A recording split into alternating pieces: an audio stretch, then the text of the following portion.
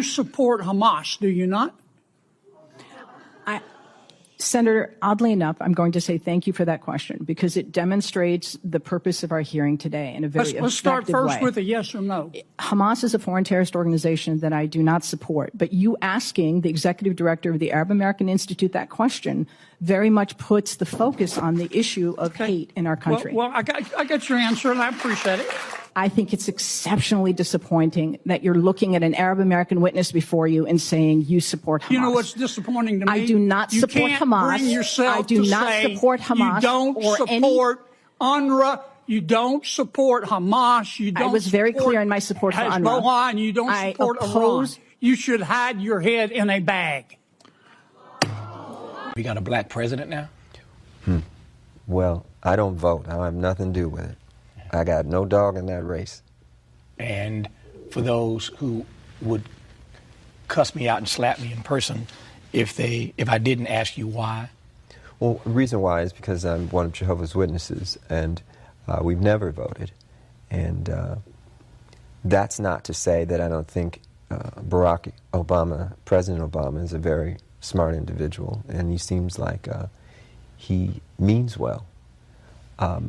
Prophecy is what we all have to go by now. It's very interesting. I did a sold-out concert in London. We played 21 nights in a row, and all the concerts were sold out. When I would watch television over there, and you'd see the United Nations feed, the direct feed from the United Nations, you'd hear them talk a lot about religion. You'd hear the Bible mentioned constantly. This is not what we're used to in the United States. It's almost as though there's no need for God and no need for religion and justice in politics. So there's supposed to be a separation of church and state over here.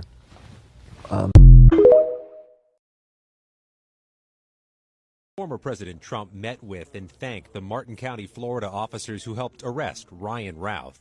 Thank you very much. The investigation continues. At least 8 federal agents canvassed inside Routh's home in Oahu and near a propane canister on the side of the house. In a newly surfaced 300-page self-published book from last year, Routh acknowledged he voted for Trump, but called him an idiot, fool, and buffoon. Routh's son, Orrin, spoke with CBS News Today defending his father, saying he's a great man and good dad, nonviolent, and was never abusive. I was definitely surprised this happened. Meanwhile, the Secret Service is facing questions about how Routh could allegedly go unnoticed for nearly 12 hours near the golf course Sunday. Former Houston Police Chief Art Acevedo says the Secret Service faced huge hurdles this weekend in West Palm Beach. Golf courses are uniquely challenging to secure? Uniquely challenging because they're so vast. I mean, not only uniquely challenging, but extraordinarily challenging, especially with this current threat environment that we're facing. Because it's big? It's big, it's open, you can jump anywhere, plenty of places where you can hide. It's a nightmare. But Trump ally Lindsey Graham, who frequently golfs with Trump, blasted the agency. The system did not work. The agent who saw the gun barrel, God bless them. The agents on the ground, God bless them. How could you be there for 12 hours with an AK-47? What if he had waited to put the gun barrel through the fence until President Trump got to the hole in question? This was sheer luck. This was system failure. A U.S. House task force investigating the July 13th assassination attempt in Butler, Pennsylvania this afternoon announced it's expanding its probe, seeking a formal briefing, Nora, on Sunday's incident now, too. Scott McFarland, thank you very much. Today, I'm signing an executive order assigning the case involving the attempted assassination of former President Donald Trump to the Office of Statewide Prosecutor under the supervision of Attorney General Ashley Moody. The suspect, Ryan Routh, is believed to have committed state law violations across multiple judicial circuits in the state. The state of Florida has jurisdiction over the most serious, straightforward offense, which is attempted murder. I've directed state agencies to move expeditiously and to provide full transparency to the public. In my judgment, it's not in the best interest of our state or our nation to have the same federal agencies that are seeking to prosecute Donald Trump leading this investigation. In addition to holding the suspect accountable, the public deserves to know the truth about how this assassination came to be. Country has a rich history of violence we're built on. We love it, we promote it, we enjoy it, we gobble it up. Are you surprised to hear about the second attempt or no?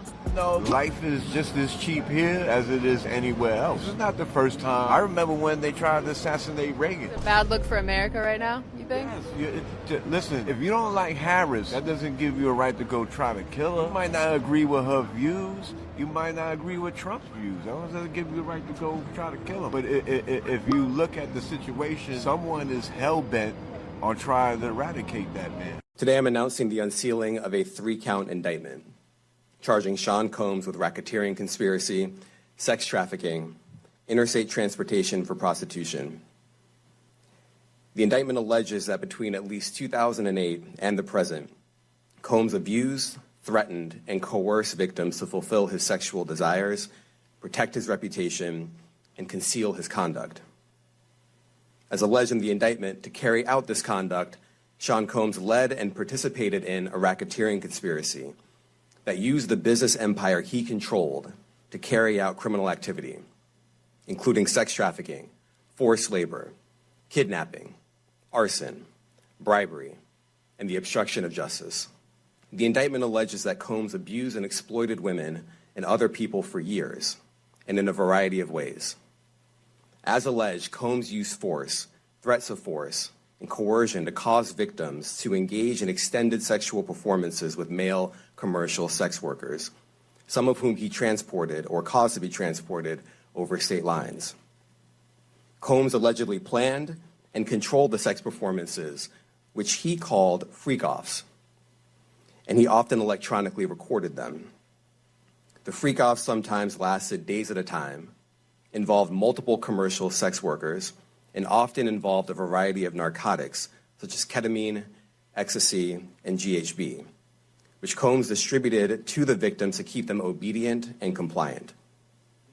As alleged, when Combs didn't get his way, he was violent, and he subjected victims to physical, emotional, and verbal abuse so that they would participate in the freak-offs, and that Combs hit, kicked, threw objects at, and dragged victims, at times by their hair.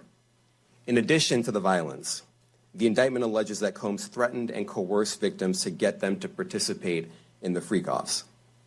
He used the embarrassing and sensitive recordings he made of the freak-offs as collateral against the victims.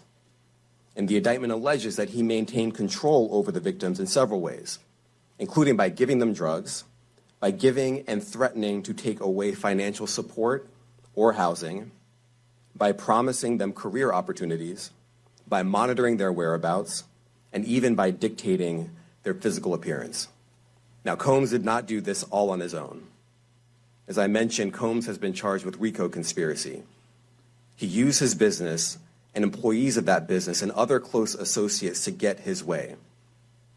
Those individuals allegedly included high-ranking supervisors in the business, personal assistants, security staff, and household staff. The indictment alleges that those individuals facilitated the freak-offs. They booked the hotel rooms and stocked them with the supplies, including drugs, baby oil, personal lubricant, extra linens, and lighting. During the March 2016 incident at the LA hotel that I mentioned earlier, a member of the hotel security staff intervened, and Combs attempted to bribe the staff member with a stack of cash to make sure that what happened was kept quiet. And as the indictment alleges, in late 2023, after public allegations were made about Combs' crimes, he and others pressured witnesses and victims to stay silent, including by making phone calls to witnesses and victims and giving them a false narrative of what they had experienced. In March of this year, special agents from HSI executed search warrants at Combs' residences in Miami and Los Angeles. They also executed a warrant for Combs' electronic devices. During those searches, agents seized evidence of the crimes charged in this indictment. They seized firearms and ammunition, including 3 defaced AR-15s and a large-capacity drum magazine. They also seized evidence of the freak-offs, electronic devices that contain images and videos of the freak-offs with multiple victims. And they seized cases and cases of the kinds of personal lubricant and baby oil that Combs' staff allegedly used to stock hotel rooms for the freak-offs. More than 1,000 bottles altogether. As you can see here, this is a drum magazine, large capacity, and it contains, I believe, 59 rounds. I mentioned as well we recovered 3 AR-15s. This is a close-up shot of one of the AR-15s, and you can see right here the serial number has been thoroughly defaced. Does your office intend to seek remand, or are you reaching a bail package? And if you're willing, how would you contrast this with the R. Kelly case in EDNY in terms of the elements? Thanks. So we will be seeking detention. We have filed a letter laying out our reasoning for seeking pretrial detention. I'm not going to be able to expand beyond what's in the letter, but it contains all of the reasoning, and it contains the law as well. There is a presumption of detention in a case like this, and we think that's warranted. Is your office concerned with Combs' safety in custody, given what happened with Epstein? So we are concerned with anyone's safety whenever they are detained prior to trial. It's part of our obligations to keep people safe as well. It's part of the criminal justice system. So, but I do not draw any sort of connection between Jeffrey Epstein's suicide and what may or may not happen to any other defendant while they are detained pretrial. And of course, the decision whether to detain the defendant will be up to a judge. Our position is that pretrial detention is warranted under the law and based on the facts of this case, and I'll leave it at that. Everyone has heard President Trump's signature phrase, "Drain the swamp in Washington, D.C."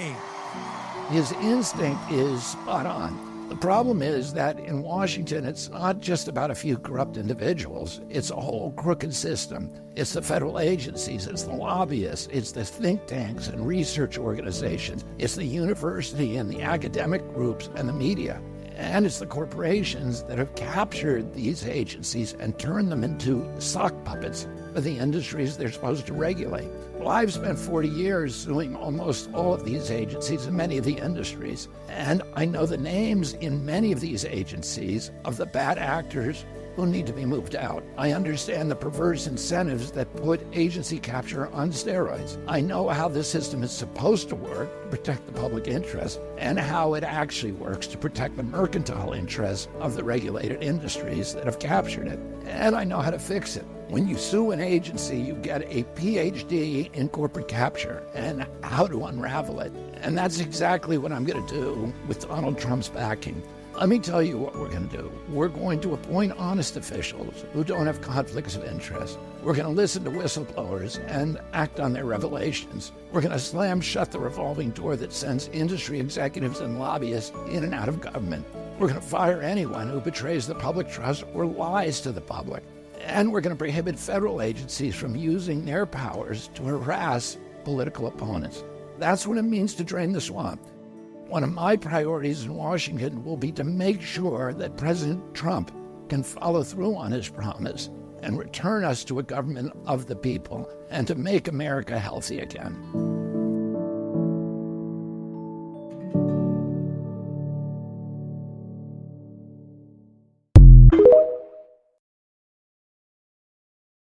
We have immediate needs right now, and we have great support, not only from President Biden, and you saw his public statement today, where he said that, he's going to direct his staff to make sure that the Secret Service has the resources it needs. We're having fantastic conversations with members of Congress, but the long and short of it is this. Coming out of Butler, I have ordered a paradigm shift. The Secret Service's protective methodologies work, and they are sound, and we saw that yesterday. But the way we are positioned right now in this dynamic threat environment, it has given me guidance to say, you know what, we need to look at what our protective methodology is. We need to get out of a reactive model and get to a readiness model. We cannot have failures. And in order to do that, we're going to have some hard conversations with Congress, and we're going to achieve that. This is absolutely out of control, and it ends now. 54 and counting tips came into fortified Florida last night, okay? That means investigators in the school district have been running around the clock to investigate these tips, which are all turning out to be false. So